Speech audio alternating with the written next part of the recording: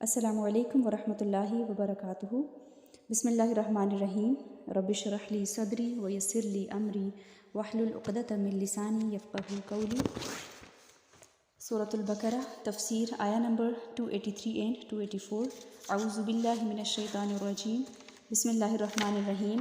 وَإِن كُنتُمْ عَلَى سَفَرٍ وَلَمْ تَجِدُوا كَاتِبًا فَرِهَانٌ مَّقْبُوضَةٌ فَإِنْ أَمِنَ بَعْضُكُمْ بَعْضًا فَلْيُؤَدِّ الَّذِي اؤْتُمِنَ أَمَانَتَهُ وَلْيَتَّقِ اللَّهَ رَبَّهُ وَلَا تَكْتُمُوا الشَّهَادَةَ وَمَن يَكْتُمْهَا فَإِنَّهُ آثِمٌ قَلْبُهُ وَاللَّهُ بِمَا تَعْمَلُونَ عَلِيمٌ۔ اور اگر تم سفر میں ہو اور تمہیں کوئی لکھنے والا نہ ملے تو کوئی چیز گروی رہن کے طور پر قبضے میں دے دی جائے، اور اگر تم میں سے کوئی دوسرے پر اعتبار کرے تو جس شخص پر اعتبار کیا گیا ہو اسے چاہیے کہ دوسرے کی امانت واپس ادا کر دے اور اپنے رب اللہ سے ڈرے، اور تم گواہی نہ چھپاؤ، اور جو شخص گواہی چھپائے گا تو بے شک اس کا دل گناہگار ہے، اور جو عمل تم کرتے ہو اللہ اسے خوب جاننے والا ہے۔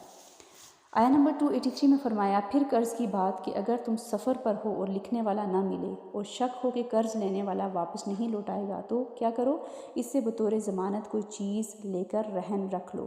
اس سے مراد ہے کوئی چیز گروی رکھنا، اور اگر ایک دوسرے پر اعتماد ہو تو بغیر گروی رکھے بھی ادھار کا معاملہ کر سکتے ہو۔ امانت سے مراد یہاں پر قرض ہے، اور اللہ سے فرمایا ڈرتے رہو، اسے صحیح طریقے سے ادا کرو۔ پھر فرمایا جو گواہی ہے اس کا چھپانا کبیرہ گناہ ہے، اس لیے اس پر سخت وعید بیان کی گئی ہے۔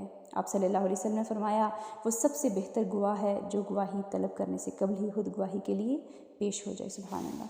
آیا نمبر 284، للہ ما فی السماوات وما فی الارض وَإِن تُبْدُوا مَا فِي أَنفُسِكُمْ أَوْ تُخْفُوهُ يُحَاسِبْكُم بِهِ اللَّهُ فَيَغْفِرُ لِمَن يَشَاءُ وَيُعَذِّبُ مَن يَشَاءُ وَاللَّهُ عَلَى كُلِّ شَيْءٍ قَدِيرٌ۔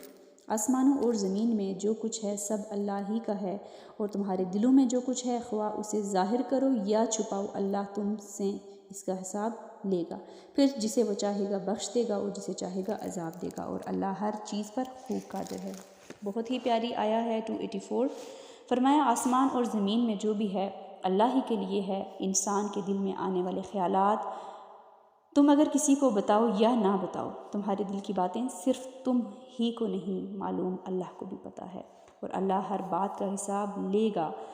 احادیث میں آتا ہے کہ جب یہ آیت نازل ہوئی تو صحابہ کرام بڑے پریشان ہوئے۔ انہوں نے رسول اللہ صلی اللہ علیہ وسلم کی خدمت میں حاضر ہو کر عرض کیا، اے اللہ کے رسول، نماز، زکوٰۃ، روزہ اور جہاد وغیرہ یہ سارے اعمال جن کا ہمیں حکم دیا گیا ہم بجا لاتے ہیں کیونکہ یہ ہماری طاقت ہے، یعنی ہم یہ کر سکتے ہیں، لیکن دل میں پیدا ہونے والے خیالات اور وسوسوں پر تو ہمارا اختیار نہیں ہے، وہ تو انسانی طاقت ہی سے اوپر ہیں، لیکن اللہ تعالیٰ نے ان پر بھی محاسبے کا اعلان فرما دیا۔ نبی کریم صلی اللہ علیہ وسلم نے فرمایا، فی الحال تم سمعنا واطعنا ہی کہو۔ پھر حدیث ہے کہ اللہ تعالیٰ نے میری امت سے جی میں آنے والی باتوں کو، جو جی میں آتی ہیں آنے والی باتوں کو معاف کر دیا، البتہ ان پر گرفت ہوگی جن پر عمل کیا جائے گا اور جن کا اظہار زبان سے کر دیا جائے۔ اس سے معلوم ہوا کہ دل میں گزرنے والے خیالات پر محاسبہ نہیں ہوگا، صرف ان پر محاسبہ ہوگا جو پختہ عزم اور ارادے میں ڈھل جائیں۔ فار ایگزامپل، دل میں ایک خیال آیا، اب کسی چیز پہ بدلہ لینا تھا تو وہ ٹھان لینا، اس کو عملی جامہ پہنانا، تو اس پہ حساب ہوگا، یا عمل کا غالب اختیار کر لے، اور ہر وقت دوسروں کو ڈسکس کرنا، ہر وقت دوسروں کے عیبوں پر نظر، فلاں ایسا ہے، فلاں ویسا ہے۔ کیا ہم نے اپنا محاسبہ کر لیا؟ کیا ہم 100% ٹھیک ہیں؟ کیا ہم پرفیکٹ ہیں؟ نہیں، کیونکہ اللہ کی ذات پرفیکٹ ہے۔ پھر دوسروں کے عیب بیان کرنے کا ہمیں حق نہیں۔ کس نے ہمیں حق دیا؟ ہم اسی زبان سے کلمہ پڑھتے ہیں، اللہ کا نام لیتے ہیں، اور اسی زبان سے منہ سے غلط الفاظ کا استعمال ہم کیوں کرتے ہیں؟ بچوں کو تو ہم بتا دیتے ہیں جھوٹ نہیں بولنا، خود بولتے ہیں۔ کیوں؟ بچوں کو تو کہہ دیتے ہیں فرشتے لکھ رہے ہیں، تو کیا ہم نے کوئی فرشتوں سے سرٹیفکیٹ لے رکھا ہے کہ ہم معاف کر دیے جائیں گے، ہمارا کوئی عمل نہیں لکھا جائے گا؟ ہرگز نہیں۔ پھر دوسروں سے نفرت،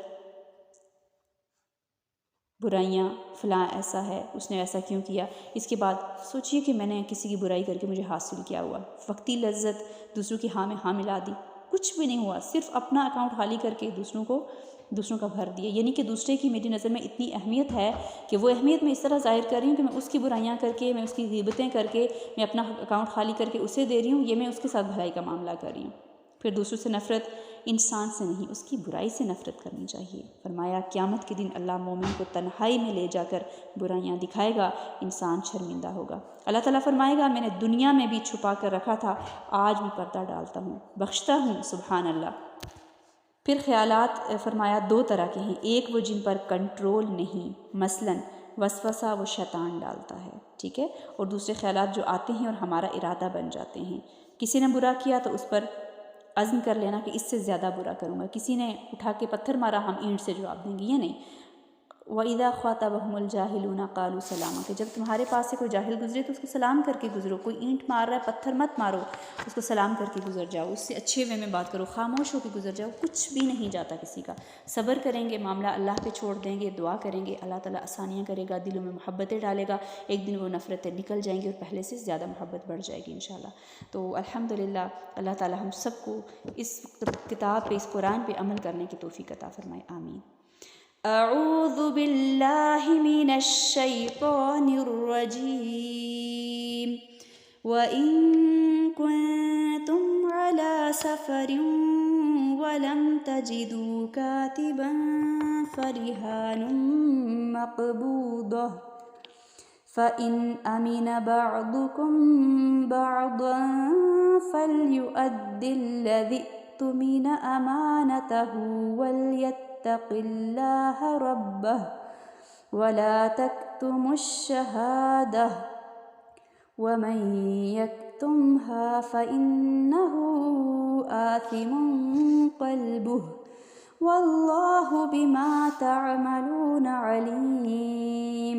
لِلَّهِ مَا فِي السَّمَاوَاتِ وَمَا فِي الْأَرْضِ وَإِن تُبْدُوا مَا فِي أَنفُسِكُمْ أَوْ تُخْفُوهُ يُحَاسِبْكُم بِهِ اللَّهُ فَيَغْفِرُ لِمَن يَشَاءُ وَيُعَذِّبُ مَن يَشَاءُ وَاللَّهُ عَلَى كُلِّ شَيْءٍ قَدِيرٌ۔